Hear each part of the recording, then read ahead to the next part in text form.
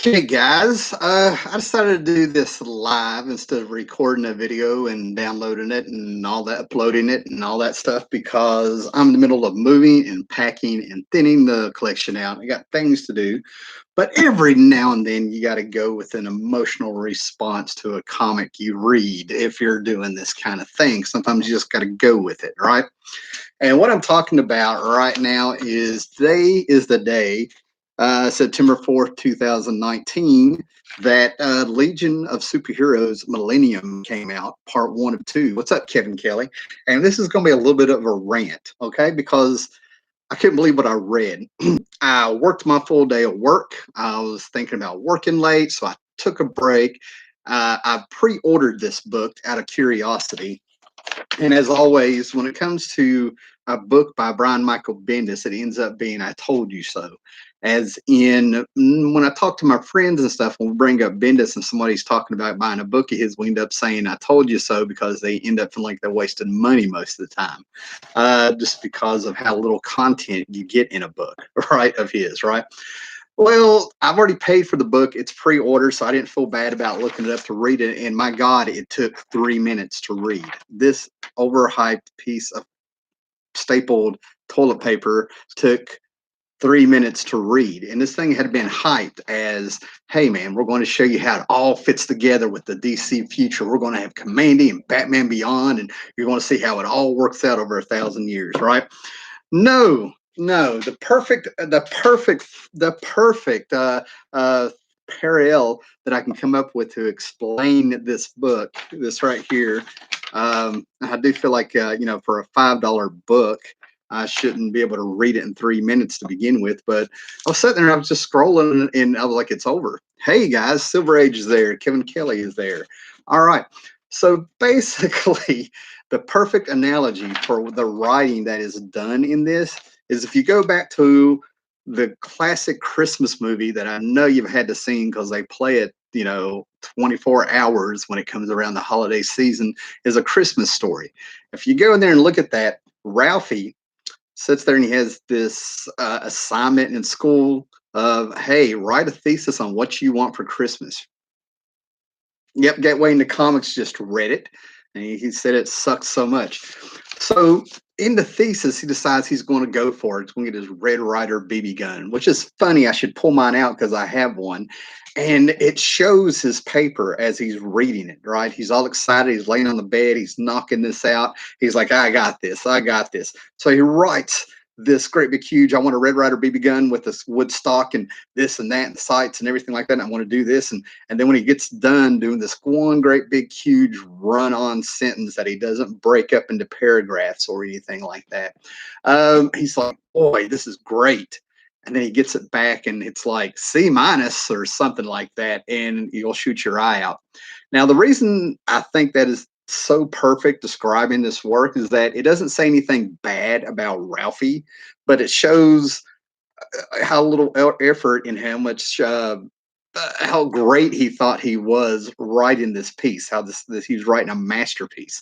Oh my God. And I'm like, that's what this book was. This book was one great big run-on sentence. It's going to take me longer and you longer to listen to this than to read this piece of crap, right? And it is crap because I have paid my money and I knew it. I knew better and I did it. Um, but basically, oh my God, there's so much in there that just made me like, blow my mind getting a message. But I'm going to go ahead and tell you, it's like Brian Bendis said, hey, here's what we're going to do in Legion of Superheroes DC Millennium. Come here, guys. He's like, we're going to have Rose and Thorn pop up and he's talking to somebody. And it turns out it's Supergirl in the future and she's president. Right. And then we're going to skip up here and we'll have them give me 2 or 3 pages of her, like, shooting up Punisher style, some made up villains in the future. And she meets Batman Beyond and she's going to like beat him in one panel. Then we're going to jump up and we're going to go to like the one Commandy story I remember where they had the Superman outfit and the monkey's talking to him and Ben Boxer. And she shows up and she smacks the monkey around, puts on the super suit, finds out she doesn't have powers, cut the monkey's head off, and then we're going to pop over to where it's Tommy. She meets Tommy tomorrow, and she's going to jerk him across a counter and just tell him off and stuff. And then we'll have a cliffhanger of like next it's the Legion of Superheroes. Go guys, and everybody drew their pages. It was so bad. Then that's really it. It's like that. This whole book is one run-on sentence. There is no real exposition except, hey, I'm Rose and I'm crazy. And for 1,000 years, it's just her going back between Rose and Thorn, more or less, popping up. And those 1,000 years where there is no tension, no character development, no what's Rose been doing, she's just popping up at points in history for us to see for 2-3 pages in each era. And she's defined by her mental illness. There's no character there. She's crazy. That's her thing. She's crazy. That's the whole deal. Now we can like slow it down a little bit, because I've seen in TV shows or movies or something like that where people have gotten these weird migraines and they pinch their nose like this, right? And I was like, that's acting. You never really took it serious. And that's what happened to me, because now we're going to slow down and I want to talk about this lazy writing. Oh man, I don't know if people see me on here and they're all messaging me or what's up. So we're going to slow down the story, but it shows up when we have this character that we knew was going to be traveling for 1,000 years, putting together, showing us how this DC future all fits together with all these great time eras that we kind of wonder how they go back and forth. But the first thing he does is somehow Rose is meeting with the president that is Supergirl, a Supergirl who looks like Power Girl in this, right? She's older. And Rose is saying, yeah, I was Rose and Thorn. And all of a sudden she can kind of remember her. And Supergirl, I think it's Supergirl who said that, was like, oh, you were like Harley Quinn before there was a Harley Quinn. I pinched my nose. I was like, what? How do you even go Rose and Thorn to Harley Quinn? They're not even the same fruit. They're not even the fruit family. It's not apples and oranges. I'm like, read a damn comic, Bendis. And then she refers to herself as, Supergirl's like, okay, so tell me more about yourself. And she's like, I've run out of medication. I've realized I'm not aging. My husband died, and I guess that should have been my first clue, because he said he was a lucky man because of how young I look. Well, he died of old age, is what they kind of tell you, while they were living in the Canadian outback somewhere, and she was getting medication to control her psychosis that that Supergirl ends up referring to as multiple personality disorder. I pinched myself here, right? It's actually called dissociative identity disorder. And the significance of that is just kind of shows you how Bendis just threw this out, or he thinks his audience is stupid. Because you can go back to the 80s with Typhoid Mary and Daredevil, and you see how they handled this so much better with Typhoid Mary being two people. And then in the 90s, 25 years ago, they changed that term for multiple personality disorder. They got rid of that title. And Peter David did this fantastic Hulk story where Doc Samson actually merged Bruce Banner, the Green Hulk, and the Gray Hulk, and he touched on it. You know what I mean? And even Doc Samson said, don't, we got the Professor Hulk out of it. You know what I mean?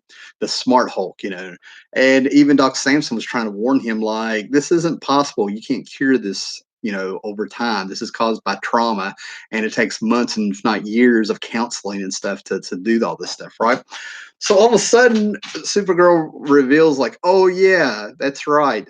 Multiple personality, where I pinched my nose, was cured by Luthor. They cure it at birth. That's not how it works. It's caused by trauma. It's like, how can you cure multiple personality disorder when the trauma that makes it happen, where it traumatizes somebody so bad they make a second person in their head? I was just like, okay, let it go. It's a comic book. Let it go. It's a comic book, right? So they go forward and stuff, and already I'm just so lost here. I'm like, what? Not lost, but I'm like just churning through. I'm like, okay, maybe it'll get better. And by the time it got better, calling this thing Legion of Superheroes Millennium Millennium is an ironic title for this book because it lasted maybe 3 minutes. Okay, I can read a little bit faster than some people when it comes to a comic. For years, whenever I felt like checking out a Marvel book that going at least back to 2015, I didn't buy it because like I would read it while I was standing in line or something. It took 2 minutes, right? So this is a $5 book. So I have absolutely no. I've already canceled my order. I've looked up. I'm stuck with number 1 and 2 of this whatever mini series that's supposed to lead into Legion of Superheroes number 1 in 2 months, and you can pre-order it now this month. I've already canceled my order. I have absolutely zero doubt in my mind that this is going to be the Seinfeld of comics where nothing happens and nothing matters. Yet Seinfeld can make you laugh. You know what I mean? Seinfeld had it. This book had no character development. This book had no tension, no subplots, no meat. It's thinner than the paper it's printed on. I mean, I was like, what the hell? His Detective 1000 sucked. There was just random dialogue and you don't know whose voice is who. Yeah, there's a little bit of that. There was somewhere in there where you kind of got lost on who was saying what and what the hell they're talking about. Now, I'm predicting with if this is how he's going to write Legion of Superheroes, here's what I think is going to happen from what they've shown in the book, right? You had to have already known who Batman Beyond was and that he was fighting a bunch of villains.